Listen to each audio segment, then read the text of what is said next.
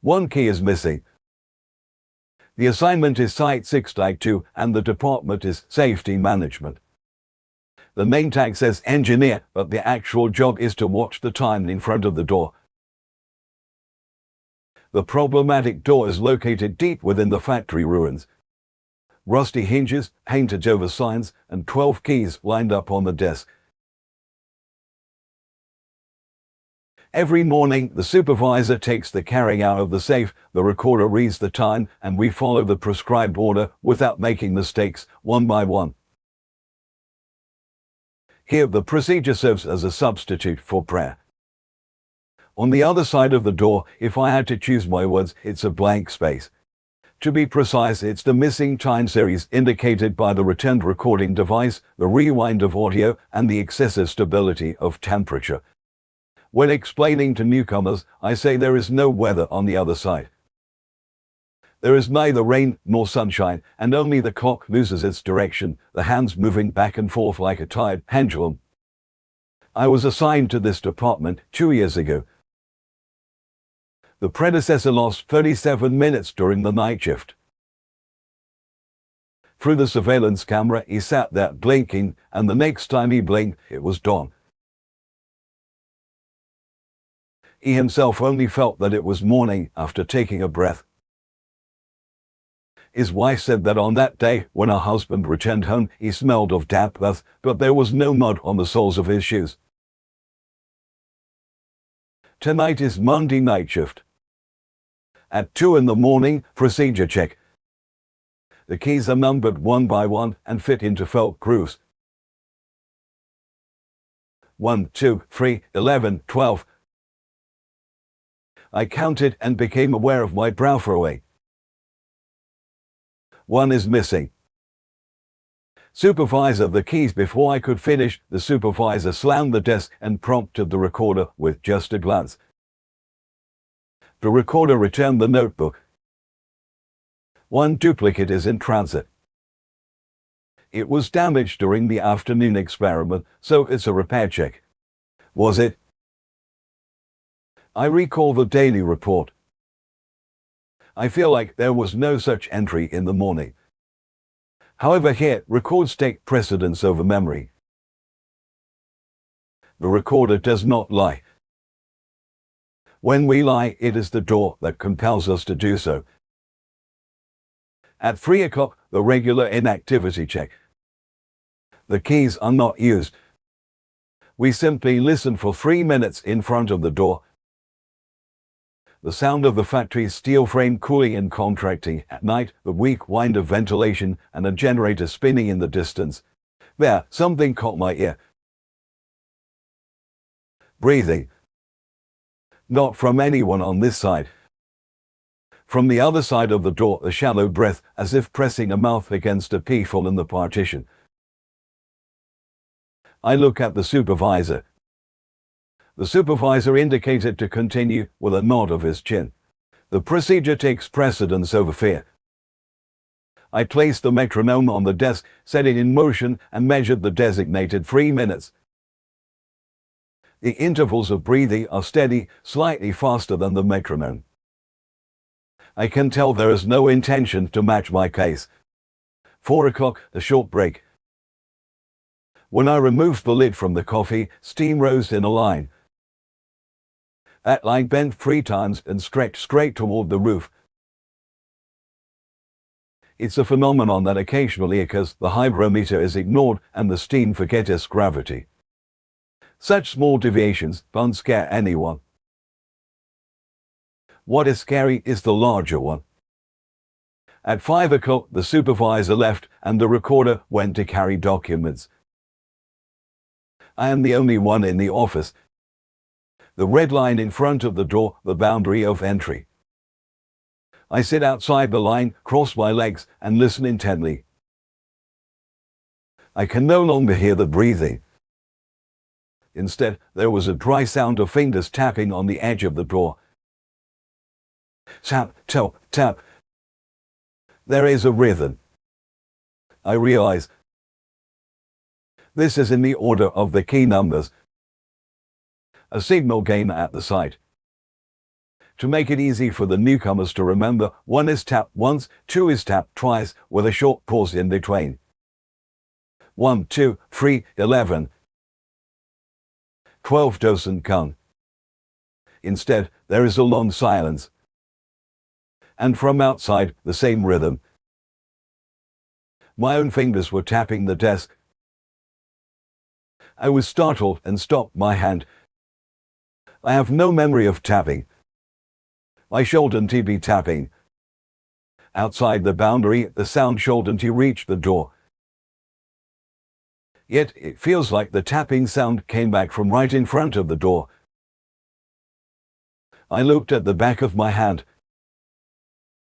There were 2 healing scratches. I felt like there had only been 1 until yesterday. Even if I wanted to check the records, the terminal in the office is still locked, and I need the supervisor's card to log in. At 10:08, the lights went out for just a moment. It took 2 seconds to restore. The wall clock stopped at 10:08 and then started moving again 30 seconds late. In the surveillance record, my figure blurred for 2 seconds and my outline appeared double. I just had a long blink. The moment the lights returned, the rust on the door became new, the floor's chip became shallower, and my coffee had only decreased by 1 sip. The coffee that was supposed to have decreased was not in my mouth. I placed the cup down and exhaled. From beyond the door, this time, there were whispering voices. That's right. I couldn't tell if it was a man or a woman. A voice without an H. I stood up to avoid stepping over the boundary line and stopped the metronome's needle. Silence swells. What is it? My voice was picked up by the microphone in the station and recorded in the log. It's not a procedural violation. There are no regulations to respond to the other party's words, but it states that a single sentence can be used to reply to unknown utterances. Order. 1 is missing. I look at the row of keys. Indeed, there are 11. Put it back. I put it back. On the desk, there are indeed 11. I shook my head. It's not your place. Words arrive late and form meaning. Not your place, but mine, somewhere else. Who are you? That was an easily rejectable phrasing. But I knew that the reason to reject was weak. At 10:37, the sound of footsteps for the shift change approached from the hallway. The supervisor and the recorder returned, and I compiled the report. The momentary blackout of the lights, the clock's delay, the content of the whispers. The supervisor nodded, and the recorder added notes calmly. Self-monitoring after returning home extended from the standard 3 days to 7. Contact immediately if there is a cognitive discrepancy. The supervisor said that and pointed at my name tag. I looked at my chest. The issue date of my employee in the transparent case is 1 day old. It should have been 2 years ago today until yesterday, but now it has become yesterday 2 years ago. Do you have any idea? I looked towards the door. In place of a reply, I shook my head. Morning light flows through the gaps in the steel frame. The replaced team member counts the keys. 1, 2, 3, 12. There are 12. At the edge of the felt groove, an unfamiliar fine scratch. There, the trace of wear for 1 key. The record keeper attached a sticky note to my report. Last night, no mention of repair transport. Possibility of a misrecord. Requires reconfirmation by 2 or more people. When the records betray me, it is a sign that I betrayed the records first. Here, causality grips each other's necks. Home.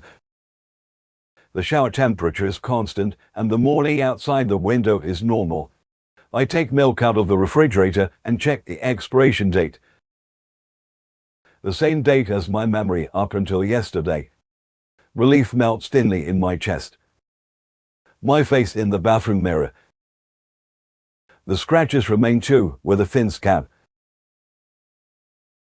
My nails are brown color, resembling rust. I don't remember digging my nails in. Did I scratch while sleeping, or... I open the alarm app on my phone. The only shift snooze setting is one time more than usual. Feels like a version of myself I don't remember waking up has slept one extra time. The extended surveillance of the first day begins. At night, before going to bed, I open the desk drawer. There are wallet, the spare employee, and 3 old keys. An old key? I place it in my palm. A house key, a garage key, and a small key with a thin brass color and a number engraved on it. 12. I held my breath. There is no way I could have taken this out. I have no memory of being able to take it out. When I touch it, it's cold, but the temperature slowly rises in my hand. I should take the phone. I should report to the supervisor and the record keeper. But before that, there was something I wanted to confirm. I dimmed the lights and placed a chair in the center of the room.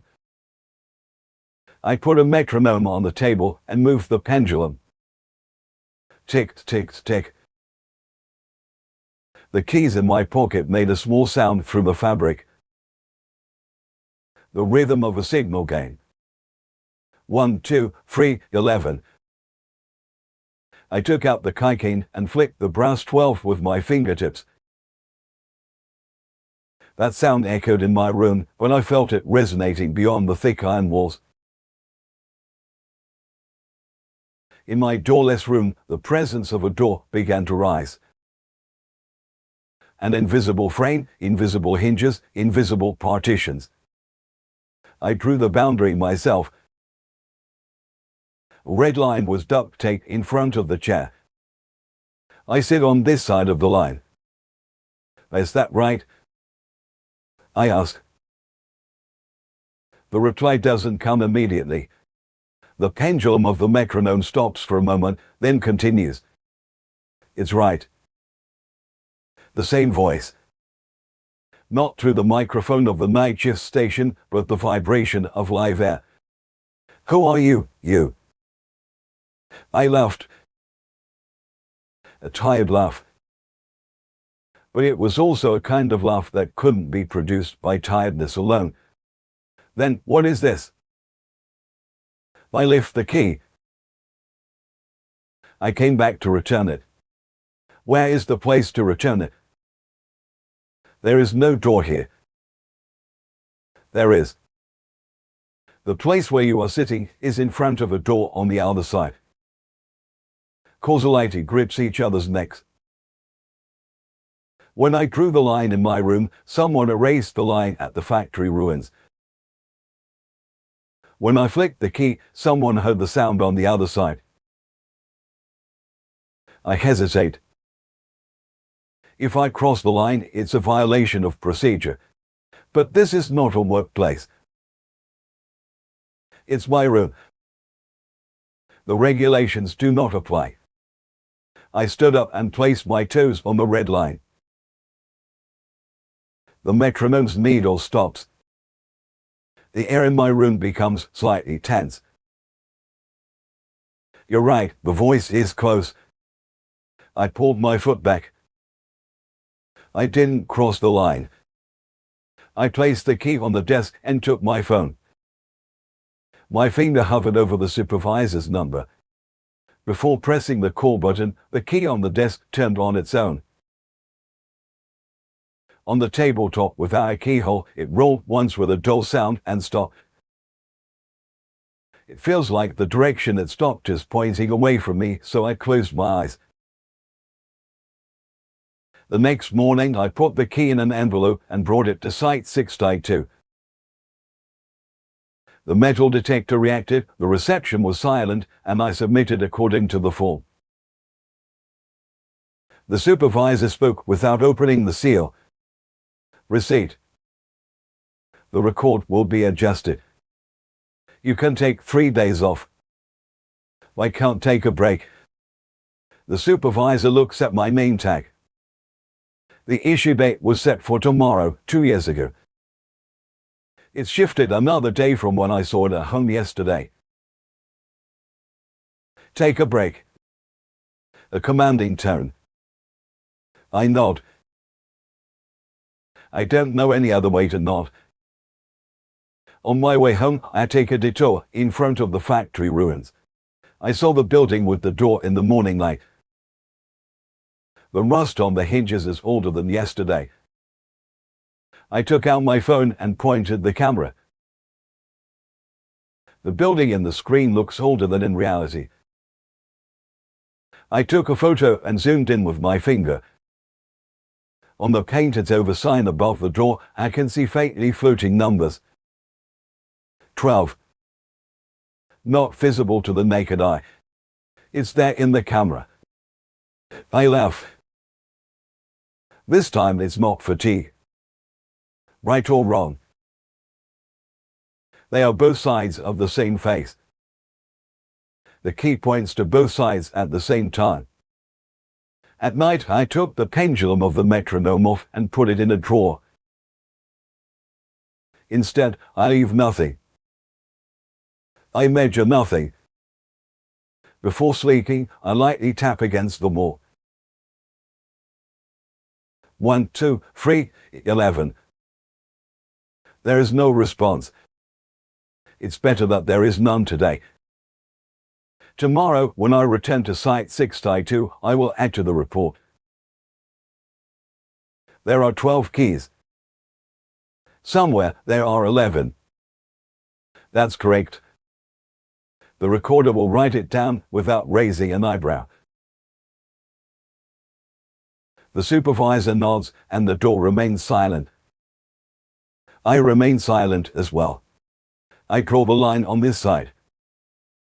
That is my procedure.